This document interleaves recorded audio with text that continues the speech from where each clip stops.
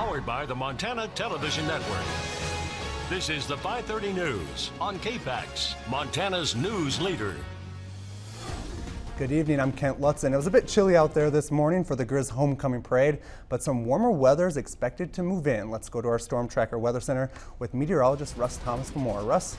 Definitely good news there. I think you're going to like what you see. It's too bad we couldn't have more sunshine for the parade this morning, but it still turned out fantastic. Let's show you what we've got in the Bitter Valley. We've seen this for much of the day in Hamilton. Blue sky, beautiful conditions out there, sunshine coming down. The numbers have still been cooler than normal, but certainly with that sun out, not bad. Now what's going to happen is as we progress over the next 2 to 3 days, we're going to see those numbers really jump from what we've seen here the last few days. First Security Bank iCam is where we look. Cindy Schaefer taking this photo. Again, very autumn fall-like photo there in the Bitterroot Valley. We'll have a closer look at your forecast. We'll have those numbers for you. We're expecting for highs coming up in just a few minutes.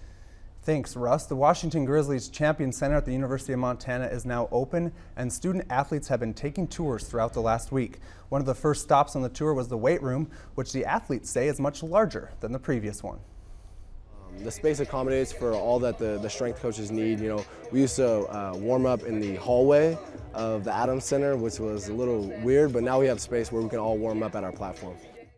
The facility is more than 51,000 square feet with a 2-level weight room for student athletes. The old weight room was much smaller and equipment was spread throughout several different rooms. Coaches say the new facility will enable them to run workouts more effectively, and the indoor turf will be useful during the winter to keep players out of the cold. With the help of a $300,000 donation from the 1995 Grizzly National Championship team, the football team also has 2 new 2,000 square feet meeting rooms. The project also included creating new offices for coaching staff, lockers for both current players and former Grizzlies now in the pros, as well as 5 meeting rooms available to all UM teams.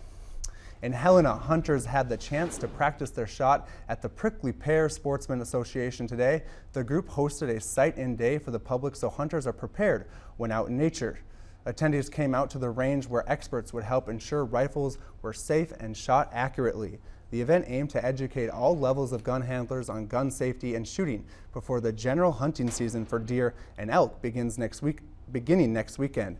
Hunters of all ages came out for the day. Association members say the day was just one way the range serves the public. It's really a service to the community, and we're happy to provide the opportunity.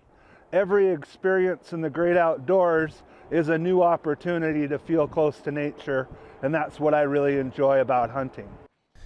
Archery season for deer and elk ends tomorrow, October 15th, with the general hunting season starting in 1 week. And over in Bozeman, it's been an annual tradition dating back for more than 40 years.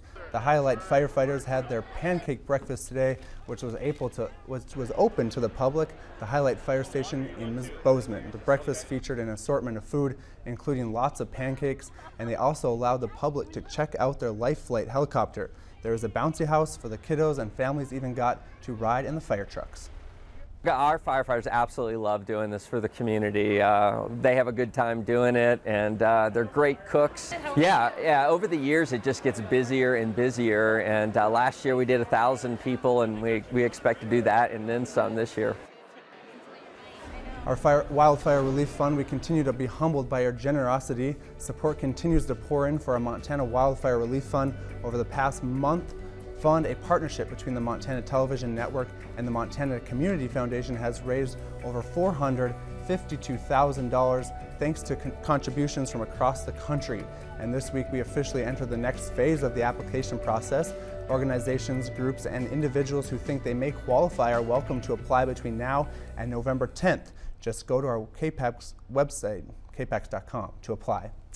President Trump threw a big financial wrench into Obamacare this past week when his administration said it will no longer pay a key subsidy for certain health care policies. The impact of the decision isn't entirely clear yet, but as MTN's Mike Dennison reports, it's not good news for some insurers selling policies to the individual market. A major goal of Obamacare is to make health insurance more affordable to people buying on the individual market. In other words, those who don't have access to group policies through their job. That's only about 6% of the market in Montana, 65,000 people. One of the tools to achieve that goal is called cost-sharing reductions, or CSRs. For someone earning less than $30,000 a year, the CSR reduces out-of-pocket costs like deductibles or co-payments. But the Trump administration says it's canceling the federal payments to insurers that subsidize these savings. Insurers must raise their 2018 rates to cover the cost of CSRs or eat those costs. Blue Cross and Blue Shield of Montana had prepared for possible shakeups by the Trump administration and filed an average 20% increase for policies in this market next year. Insurers really had two choices at the outset of developing their 2018 products. You could either include this uncertainty in your rates, or you could choose not to include this uncertainty. And we were the only insurance company that elected to do that. So it'll be interesting to see what the impact is in the marketplace. The two other insurers in Montana's individual market, Pacific Source and the Montana Health Co-op, did not file for higher rates.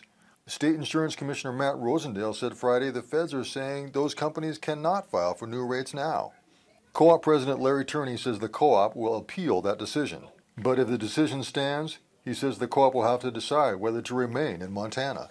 He says loss of the subsidy will cost the co-op $1.6 million a month, and that the Trump administration is clearly trying to torpedo a key aspect of Obamacare. They're definitely trying to make Obamacare fail, and they're giving it a little push to do it. I think the president was very unhappy with the House and the Senate not being able to pass anything, so he's taking it in on his own to basically do away with Obamacare in one way or another. Montana's Democratic U.S. Senator John Tester is calling on Congress to override the president. But Republican U.S. Senator Steve Daines, he said Friday he won't support what he calls bailing out big insurance companies. Reporting from Helena, Mike Dennison, MTN News. Health insurers are encouraging people who need those policies to continue to sign up. They say in many cases the final cost to consumers may not be that much more. Enrollment for the policies start next month. The Interior Secretary, Whitefish native and former Montana Congressman Ryan Zinke is proving to be one of the more controversial and colorful members of President Donald Trump's cabinet. It goes beyond marching to his own drummer. He also flies his own flag. Tom Foreman explains. Even outside the Interior Department, it's easy to know if the secretary is at his desk because he has ordered the secretary's flag raised above the building when he is in and taken down when he is out, according to the Washington Post. The Queen of England's staff follows a similar protocol, but on this side of the pond, not even the president does that. Ryan is an Eagle Scout from Big Sky Country in Montana. Still, from the get-go, Ryan Zinke has set himself apart. Those that don't know me, I get my inspiration from Teddy Roosevelt. Like the 26th president who served in the military and rode horses through D.C., Zinke is a former Navy SEAL who cowboyed up for his first day on the job. Boots, hat, and saddle. Like Roosevelt, Zinke's a big fan of hunting and fishing, but unlike Roosevelt, who protected 230 million acres of public land, Zinke almost immediately began issuing orders to roll back restrictions and open more public lands to fans of both sports. He even installed a deer hunting video game at the Interior building. You are the new hunter hero. Zinke sponsored a Bring Your Dog to Work Day, and while several departments offer commemorative coins as souvenirs, Zinke again took it a step farther, having one stamped out with his name.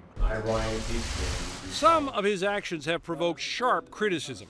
Several trips he made involving private jets and government aircraft are being scrutinized by federal watchdogs, including one visit to Las Vegas during which he spoke to an NHL hockey team owned by a political supporter. It's great to be here. His aides say all the trips were justified by scheduling matters. Yet environmentalists have raised alarms over how much they say Zinke is meeting privately with oil, gas, and mining interests while leaving activists out. Zinke's assessment of the uproar about the jets? Well, he cited another Rough Rider from the past. I'd just like to address, in the words of General Schwarzkopf, a little BS. As for the special flag, a spokesman for the secretary tells the Washington Post it's meant to show he is in garrison and a sign of commitment to transparency. Coming up after the break, we'll take you to one of the country's most beautiful national parks as the seasonal colors begin to change in Glacier National Park.